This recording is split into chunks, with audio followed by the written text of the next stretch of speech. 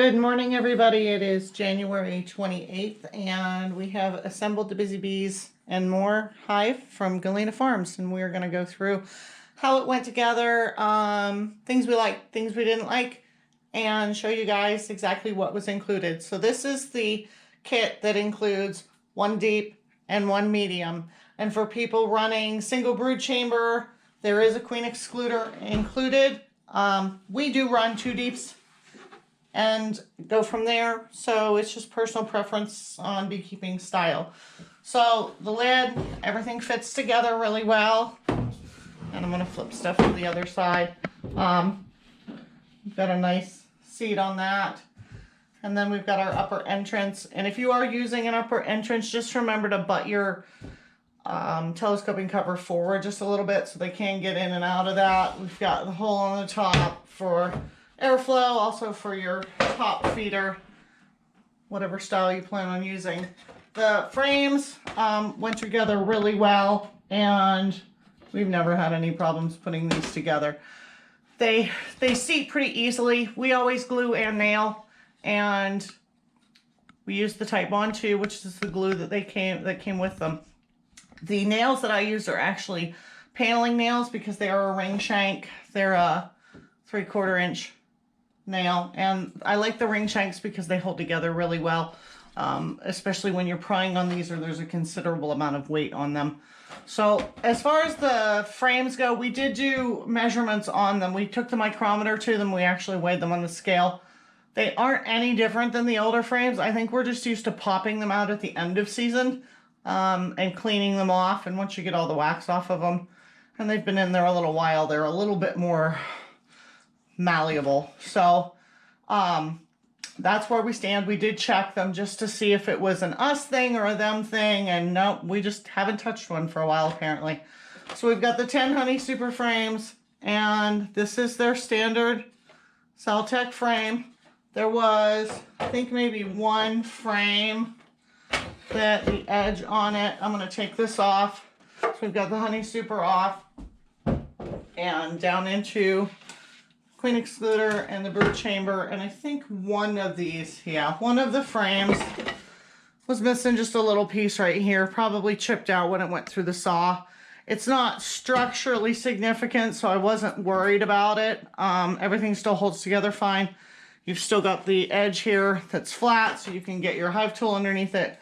So that wasn't something I was concerned about. 1 out of 20. I think even when we buy like a full hive with 30 or 40 of them in it, we do usually end up with maybe one that's just not quite perfect.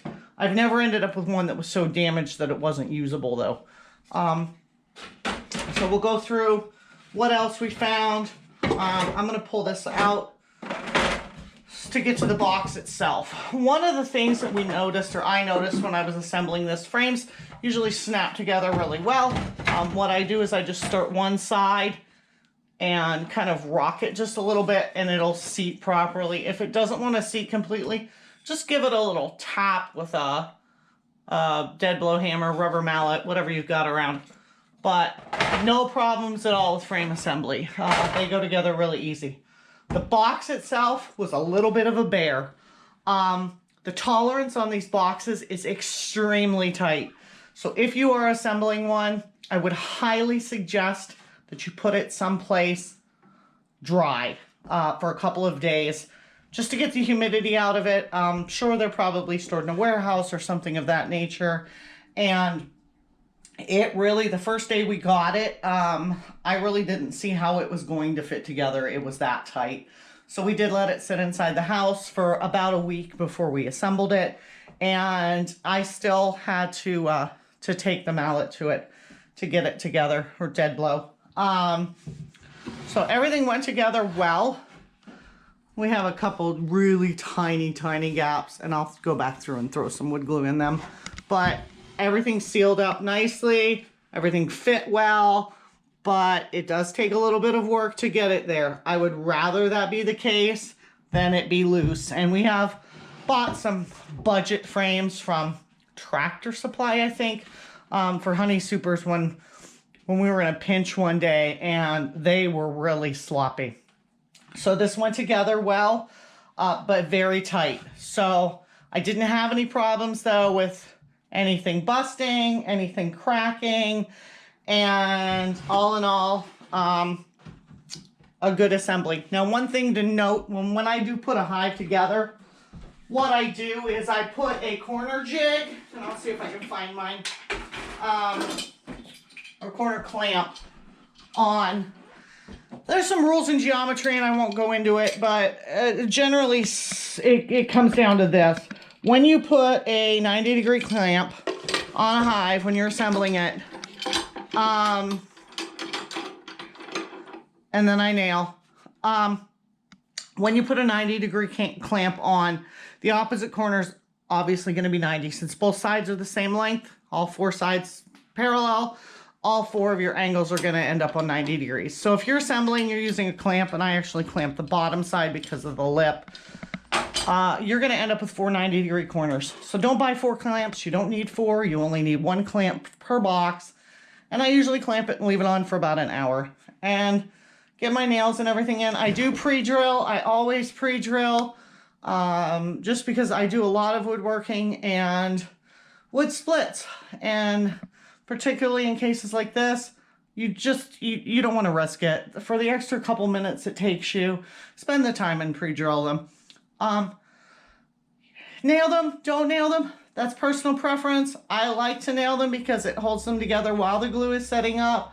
Scientifically, the glue is actually stronger than the wood. So if you don't want to nail them, then don't nail them. They don't come with nails.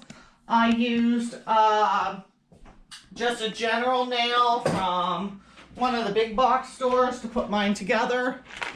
And it is a 4.5D by 1.5 long. They're basically for like landscape boxes and things like that.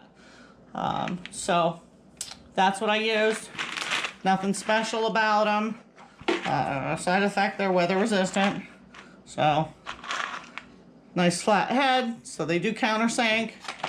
And we did comment in the last video in writing about the smoothness, and I thought there was some coating on it. I think what it was is just the fact that the hive was so cold from being shipped in the winter below freezing, but these are extremely smooth. So I think the cold in combination with just the smoothness of the sanding job that they've done on these is what made it feel like it was finished. It is not. It's an unfinished wood, and we will be either painting it or sealing it. I haven't decided yet. So we'll go down a little bit further into the box. We've got the entrance reducer, and you've got your 2 notches on that. This fits super tight. So I actually think what I'm going to do on this is take it out to the table saw and take maybe a 30-second off of that. Because when these hives get outside and they swell a little bit from the bees, just the nature of the humidity inside of the hive, the wood does swell a little bit.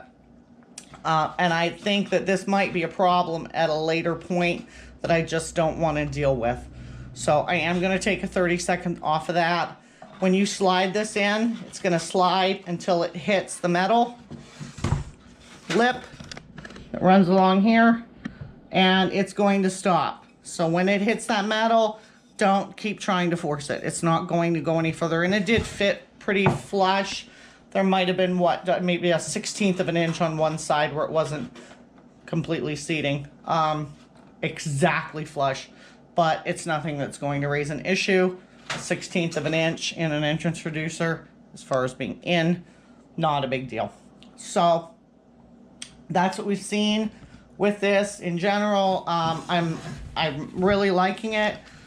I think, and I'm gonna flip that around. The coroplast fits really tight as well. So just be careful trying to get that in and out. That's another thing. You might want to take a razor blade down it and take just a hair off of it, but that's personal preference.